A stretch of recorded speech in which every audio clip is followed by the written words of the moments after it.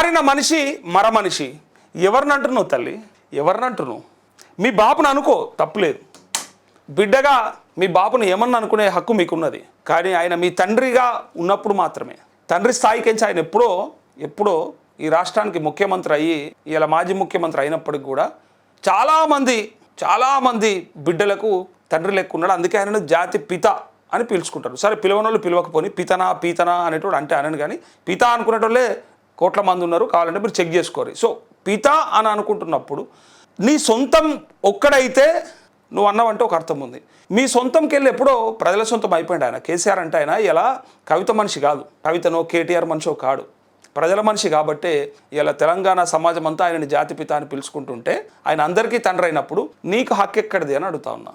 మర మనిషి అని అంటా ఉన్నావు కదా, మారిన మనిషి అని అంటా ఉన్నావు కదా, లోపటుండి నువ్వేం చేసినావు మరి? లోపటుండి మనతో ఎందుకు కాలేదు ఆ పనులు?